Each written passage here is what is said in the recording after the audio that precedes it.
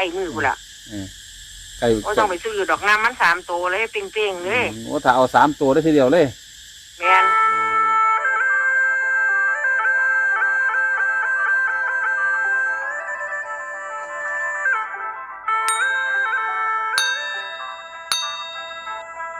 มาเขาก็บอกแบบนี้ล่ะเขาก็บ่รู้แต่ว่าให้เพิ่นคักๆก่อนไอ้ที่เพิ่นเว้ามานั่นเพราะว่าสิบ่บอกดอกเอามันก็บ่ทันไกลมือมันบ่นี่วันที่เท่าใดภาษา24แล้วมื้อนี้24 25 26 27 28ได้อยู่7 มื้อหั่นแล้วบ่ใกล้มือกูละไก่ก็ต้องไปซื้อดอกน้ำมัน3 ตัวเลยเป้งๆเลยโอ้ถ้าเอา3 ตัวได้ทีเดียวเลยแม่นโอ้เอาก็กะคนว่าตัวล่างเดี๋ยวเราสิย้ำให้ที่นึงดอกแต่ว่าพูดถึงคันตามความฝันข่อยเด้อนี่ไปตามที่ข่อยฝันลักที่ข่อยฝันเนี่ยก็ไม่ต้องอัดคลิปก็ได้แล้วจะตัดคลิปก็ได้เอาอัดอยู่ละอันนี้ข่อยคิดว่าข้างล่างงวดเนี่ยถ้าว่า40กับ42กับ44เพราะว่าบ่หนีนี่แปลว่าบ่หนี4ว่าเถาะไม่หนีเขาบอกได้เลยถ้าเขาฝันแนวนี้บ่มีพลาดเขาฝันว่าที่ว่าข่อยได้ตีไม่ยิ่งน่ะโอ้นั่นล่ะเพราะว่า04เนี่ยน่าสนใจนะ04เนี่ย04 24 34เนี่ยโอ้คนว่าได้เบิ่งได้พี่ฟังเด้อ04 24 34 44นี่ฝันว่าได้ตีผู้หญิงบ่มีตีนี่เขาบอกได้เลยตัวที่อีหลีตัวที่ย่ำไปมันว่าตัวที่บอกไปงวดที่แล้วอันนี้มันเลขฝันข่อยเด้นี่เลขฝันข่อยที่ข่อยบอกเจ้าที่แล้วน่ะเร็วๆที่เจ้าโทรมาน่ะงวดอันนี้เลขความฝันข่อยดอกคลิปที่แล้วแม่นวันนี้อันต่อไปอันที่คือบอกใกล้ๆมือเพิ่นล่ะเขาจังสิบอกอันเป็นเลขปู่เพิ่นดอกโอ้อันนั้นเลขรับมาจากปู่โดยเฉพาะเลยแม่นขอมาขอมาบอกทางอีกขั้นว่าขั้นสนใจนำเอาคือว่าปู่เพิ่นวันเน้น8338เท่านั้นคือว่าจังซั่นอยู่ไม่คือเพิ่นเว้าไปซื่อๆบ่ก็เว้าไปซื่อก็เว้าไปซื่ออันละตัวแล้วสิบอกแล้วสิโทรมาข้าวเดียวน้อยไปซื้อเด้อตัวนี้แล้วก็สิว่าโอ้คันเฮาสองสิมึงอย่ามาสอกูซื้อตามนี้ก็ว่าโอ้เราสิบ่ให้สอให้นั่นรถให้ไปซื้อแล้วบ่เราบ่ให้สอคันเราว่าตัวใดเอาตามเราจะมึงสิมีหัวพริกแพงซื้อเอามึงไปสอแล้วสิให้ข้ออีกเพิ่นแล้วเขาบ่ให้ดอกว่าแล้วเขาว่ากูบ่รู้แล้วบ่เว้าดอกเรียงเลขอ่ะว่าจะเป็นคันหลานสาวโทรไปนี่อีหยังอีกมึงเอาแต่เลขเนาะแล้วก็ว่าเอามาเลขเนาะก็เลยว่าจังซี่ซื้อก็สิเป็นหยังบ่ได้ซื้อนี่มันรวยดอกซื้อเพราะได้รุ่นเพราะได้เสียวสิหิวคิวน้ำเขาเพราะว่าถ้ากูซื้อเลขนี่ได้20 บาทว่าตัวต้องหยอกเราเดี๋ยวไม่หยอกเราไม่อยากบอกเลยแล้วรู้ว่าหนูซื้อหน่อยว่าเป็นเรารู้นิสัยหลานเจ้าของดีกันว่า20 บาทนี่ละ2,000แล้วว่าติแล้วรู้ว่าหนูว่าซื้อหน่อยซื้อเลขแล้วว่าหนูใจไงเราไม่อยากบอกเขาบ่มั่นใจหรอกมึงซื้อมึงจะไปซื้ออะไร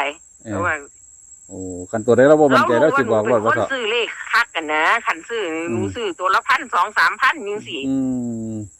แล้วรู้นิสัยหนูดีหลานเราเนาะปืนเราก็บ่เว้าดอกเราขี้คร้านเว้าสิแม่นนี่ดอกเนาะเราบ่โสดอกเราก็ว่ากูบ่ฮู้จักดอกสัวกูบ่ฮู้จักดอก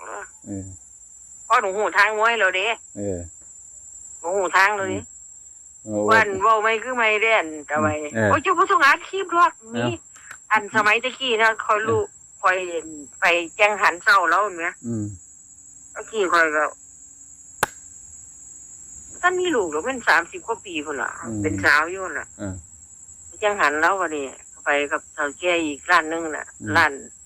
เป็นนิดร้านแอร์ดอกค่อยก็เฮ็ดธุรกิจอีกนึงคือกันน่ะอยู่ในวงการพวกรับเหมาก่อสร้างเพิ่นเลยไปแจ้งหันเพิ่นมาเลยเพิ่นสันข่าวแล้วเพิ่นเขียนก็แล้วเขาก็บ่ฮู้เนาะพาไปใหม่ๆก็บ่ทันได้รู้ว่าเป็นญาตินั่นโน่นนี่แล้วสันข่าวเสร็จแล้วเขียนใส่กระดาษแล้วดึกมาหาข่อยแม่ดึกมาหาเขาว่ามันแล้วดึกอีหยังอันดึกกระดาษมาหาข่อยไม่กระดาษทิชชู่แม่ข่อยก็ว่ามันแล้วตั้งหยอกหลานนะข่อยเพิ่นเลยหยิบเบิ่งอ่ะนะหยิบเบิ่งมานี่หยิบเบิ่งเขาบ่กล้าพี่เบิ่งนี่หั่นเขาย่านคนแล้วเหลียวเบิ่งข่อยนะหลับตาใส่ข่อยนะข่อยก็เลยบ่กล้าเปิดเบิ่งนะนี่ออกจากวัดมาข่อยเลยเปิดเบิ่งแล้วเขียนให้เห็นมั้ย735แม่โอ้ ข่อยถือต้องบักหลายเสียนไหม โอ้ พอออกมาข่อยซื้อเอาเลย735แล้วเขียนใส่กระดาษ อันนี้เฒ่าเฮีย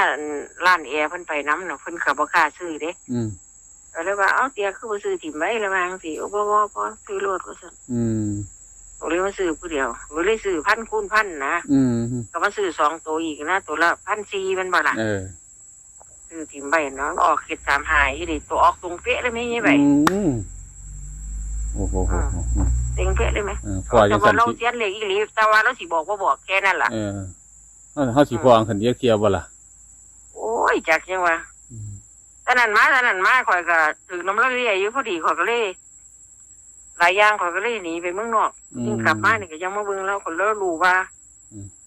ข่อยสิกลับมาแล้วก็ว่ามาหาปู่เด้อไปหาเรานั่นโน่นนี่เนาะก็อยู่น้ำเรา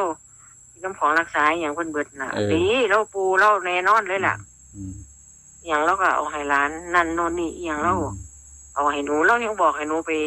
เลี้ยนเอานั่นเอานี่เนาะกูสิตายแล้วมาเลี้ยนเอาน้อยๆซั่นโอ้ยบ่คันท้องดอกลูกบ่ให้ผู้ชายบ่เป็นข้าวว่าซั่นเกิดวันหยังแล้วถามเกิดวันนี้แล้วบอกเลี้ยนได้มึงมาเลี้ยนออกมาโอ้ยรู้จิหนูขับขอนแก่นมาสารคามหรือว่าเอาเรื่องขี้ข้านดอกมึงก็มานอนอยู่นี่เด้ว่าซั่นเอาหมู่มานำมึงก็มาเลี้ยนเอาว่าซั่นเราอยากให้หนูเลี้ยนเอาวิชาคมน้ำเล่านะเราบ่อยากเอาให้ไผนะว่าพ้นบ่เป็นเจ้าน่ะจังพ่อใหญ่ไหวนี่ได้เลยเด้นี่เป็นคนบอกให้ตั้งใจไปเรียนเอาสิเพราะว่าเราอยากถ่ายทอดวิชาให้นะถ้าเป็นของดีเด้ของเราจะบอกให้ถ้าลูกประคำนี่ข่อยก็ได้ไม่ใหญ่ไหวข่อยย่ามันมาลอยหลังข่อยโอ้ตัว7ตัวนี่แม่นที่มันออกกัน2 แต่มันบอกข่อยก็ซื้อได้ได้5 7ว่านี่ข่อยก็ซื้อไว้ได้ข่อยซื้อกันบอดไว้ติดปลายนวมไว้ข่อยย่านมาลอยหลังซับประกอบข่อยนะแต่ไว้มันเคยเป็นข่อยก็ซื้อไว้ข่อยซื้อในแอปเป๋าตังค์นะได้27 ใบโอ้อันข่อยซื้อไว้น่ะมื้อข่อยบอกเจ้านั่นน่ะข่อยซื้อได้27 ใบเพราะว่าเลขออกแล้วมื้อหลังมาข่อยก็ซื้อเลยมันบ่ล่ะข่อยก็ซื้อเลยนะแล้วบัดนี้ข่อยก็เลยมาซื้ออันลงไทย741อีกนะข่อยก็เลยซื้อถิ่มไว้ซื่อๆโอ้ที่แรกข่อยว่าสิซื้อ147วันนี้ข่อยเลยเห็นเลขวันนี้เขาซื้อถิ่มไว้ข่อยเลยว่าจังซี่แต่ที่ใจที่จริงน่ะข่อยมัก4004เลขล่างน่ะนะความฝันข่อยน่ะบ่ได้ว่าเอามาจากไสดอกตัวม้อยน้ำลายให้เจ้าฟังซื่อตัวปูเปื่อยๆไว้เห็นบ่8386เนาะไม่ใช่อันนั้นมันเป็นเลขข้างกกที่มันอยู่หน้าบ้านข่อยโอ้ข่อยไปเอาสายยางโหดมันแล้วบัดที่นี่พอบ่ได้ไปโหดมันดอกข่อยก็โหดอันต้นข่อยอันต้นมังกรนั่นนะมันนี่มันออกดอกบัดนี้ข่อยเลยสายยางโหดเลยนะบัดนี้ข้างโคกน่ะมันบ่เป็นตัวสีดำนี่ใหญ่ไหวมันเป็นตัวสีทองคำเบิดน่ะนะมันเต้นมาจากตีนข่อยจับตีนข่อยก็เลยซิดหนีข่อยมันงูบัดนี้เอ้าข้างโคกอีหยังมันมาลีอยู่นี่บัดนี้ข่อยก็เลยไปค่อยๆจับเอามันก็บ่หนีนะใหญ่ไหวข่อยก็เลยไปข้างคุบของมันน่ะมันบ้านข่อยมันเป็นหมู่บ้านจัดสรรเนาะข่อยก็เล่นคอยจับว่ามันคือบ่หนีแน่แต่ไว้บ่นี่ข่อยก็เลยเอาท่อมันขึ้นมาข่อยเลยใส่ยางน้ำฉีดใส่ข่อยได้เห็นเตียดหูอยู่ท้องมันน่ะมึงเครื่องตัวท่อกำปั้นเนี่ยเอาไปสิทั่วซะดอกบ่หันออก85มึงสิมาออก85หูอีกสิซะดอกเว้าอยู่ผู้เดียวนะอีกว่า86แต่ว่าตัวมันเป็นสีทองคำเบิดเลยใช่มั้ยโอ้ก็เลยว่ามันเป็นเลขล่างมันสีดำดิมันเป็นเลขล่างมันอยู่ขี้ดินว่าติบ่รู้แล้วมันอยู่หม่องนั้นบัดนี้มันอยู่หม่องเชื่อมก้นมันบัดน่ะเขาก็เลยว่าอีหลายอยู่นี่เด้อระวังสิกูสิไปหาหยังน้อมาให้มันกินบัดนี้วะเขาคิดว่าน่ะคันมันห้องออกหรือว่ามันเหี่ยวใส่มือน่ะกูสิคืนแม่มึงโลดซะเนาะคนเฮามันมีแขว32เนาะเขาบ่คิดว่าข่อยสิฝันแม่นปานนั้นเขาก็เลยซื้อ3223ไว้ตัวละ700เลยได้50,000นั่นล่ะแต่ว่ากรุงเทพเขาจ่ายบาทละ65เด้อเขาบ่ได้จ่ายบาท70คือบ้านเฮาเด้ทะเล3ตัวเขาให้ที่450เป็นบ่ล่ะกรุงเทพเขาจ่ายกันแบบนั้นมันว่าที่เขาอยู่กรุงเทพก็บ่ได้ไม่ว่าเอา